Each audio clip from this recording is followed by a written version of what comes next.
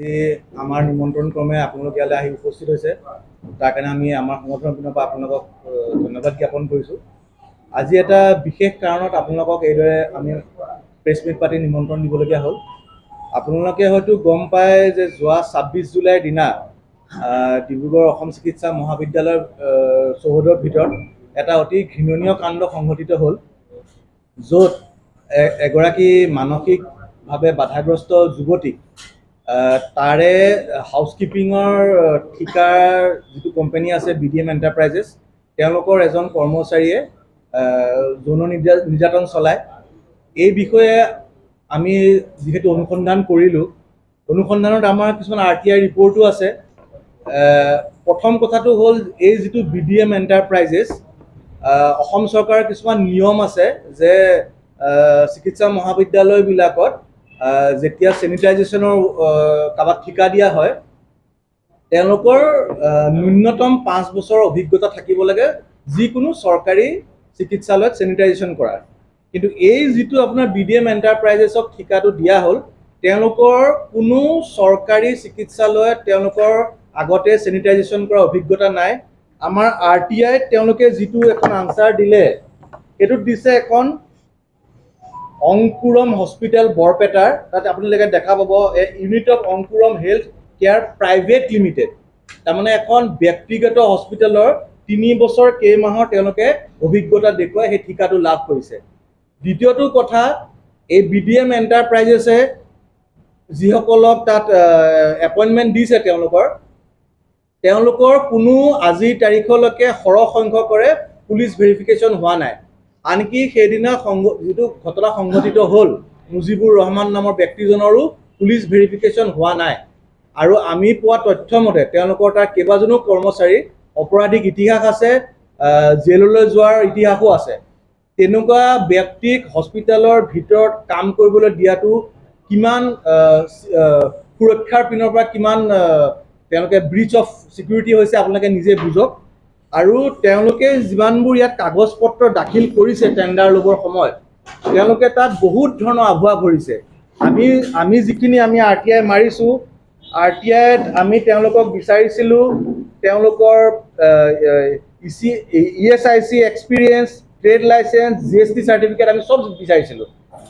তাৰ লগত তেওঁলোকে সেইটো আপোনালোকে অনলাইনতো পাব, তেওঁলোকে যিখন টেণ্ডাৰত তেওঁলোকে পেপাৰ ছাবমিট কৰিছে, তেওঁলোকৰ যিখন ট্ৰেড লাইচেঞ্চখন তেওঁলোকে পাইছে ডিষ্টিল ৱাটাৰ চেলৰ কাৰণে, যিটো পেজ নম্বৰ 74ত তেওঁলোকে দিছে তেওঁলোকৰ টেণ্ডাৰ পেপাৰত। তেওঁলোকক তাৰমানে দিয়া হৈছে ডিষ্টিল ৱাটাৰ চেলিঙৰ কাৰণে ট্ৰেড লাইচেঞ্চ দিয়া হৈছে, কিন্তু তেওঁলোকে ইয়াত অসম মেডিকেল কলেজত কি কৰি আছে? চেনিটাইজেশ্যনৰ কাম কৰি আছে।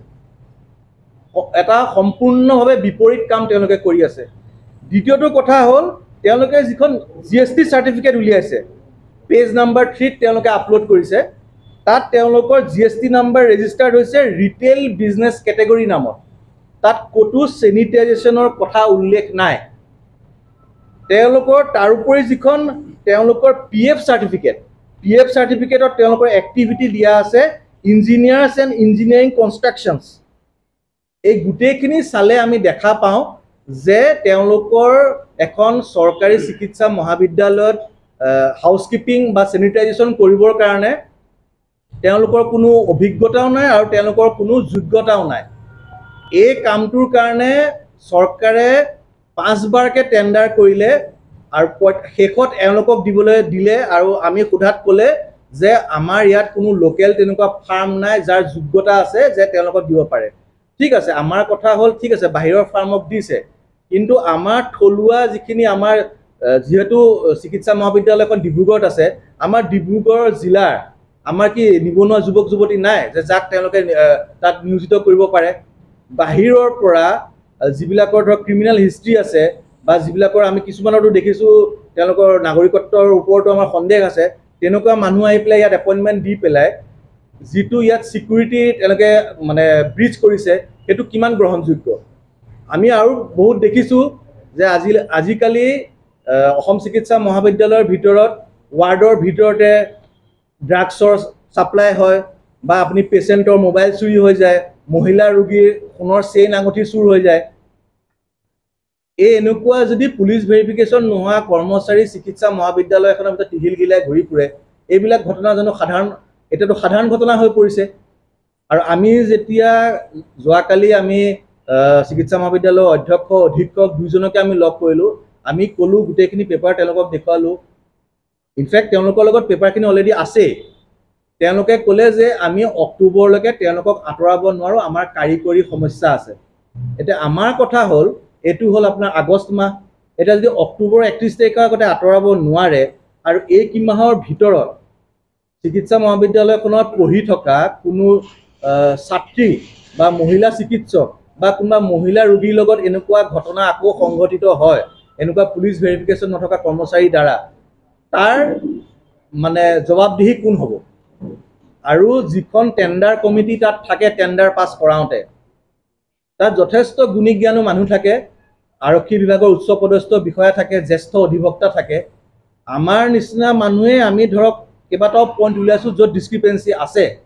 সেই বৰ্ডখনে টেণ্ডাৰখন পাছ কৰাৰ সময়ত সেই পইণ্টকেইটা কি তেওঁলোকে নেদেখিলে নে জানি বুজি সেইকেইটা নেদেখা ভাও ধৰিলে? সেইটো হ'ল আমাৰ প্ৰশ্ন। আৰু আমাৰ কথা হ'ল, অসম চিকিৎসা মহাবিদ্যালয় ডিব্ৰুগড়খন আমাৰ কাৰণে ঐতিহ্য, আমাৰ গৰ্ব। সেইখন আমি এনেকৈ ধ্বংস হৈ যোৱাটো আমি মানে বিচৰা নাই।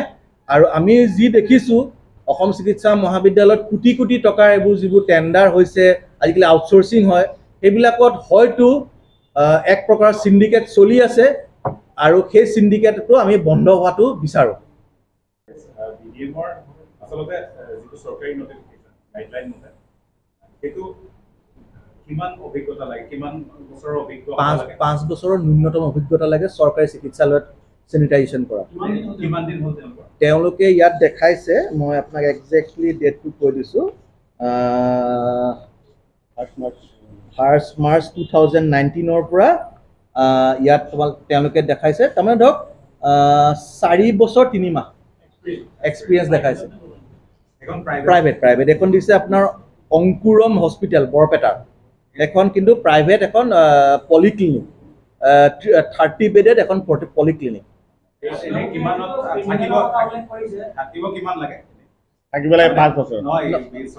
চৰকাৰী চিকিৎসালয় মানে আপোনাৰ আজিকালি মিনিমাম 100 বেডেড। ইয়াৰ আগতেও একচুৱেলি মই আপোনাক সেই কথাটোলৈ আহি আছোঁ এতিয়া। ইয়াৰ আগতে তেওঁলোকে কেতিয়াবা অনুপম হৈ পেলাই আহে, কেতিয়াবা সেই অনুপমৰ লেটাৰকেইটা চেঞ্জ কৰি পেলাই পোনা কৰি দিয়ে, মানে লেটাৰকেইটা 8 পিচ কৰি পেলাই, মানে একেটা বটলতে পানীখিনি চেঞ্জ কৰি পেলাই তেওঁলোকে আহি থাকে। মানুহ একেখিনিয়ে, এইখিনি মানুহে। এতিয়া টেণ্ডাৰৰ মতে কোনোবা এজন SN মিশ্ৰা তাৰ মালিক বুলি তেওঁলোকে দেখাইছে, কিন্তু আমি যিমানখিনি গম পাই উলিয়াইছোঁ আচলতে মালিক কোনোবা আতাউৰ ৰহমানে। তেওঁলোকে বেলেগ বেলেগ প্ৰত্যেকবাৰ টেণ্ডাৰৰ সময়ত তেওঁলোকে নাম সলনি কৰি বিভিন্ন কূট কৌশল ৰচনা কৰি পেলাই টেণ্ডাৰটো তেওঁলোকে লাভ কৰে আৰু আমাৰ ইয়াৰ থলুৱা মানুহখিনিক এবাৰ বঞ্চিত কৰে।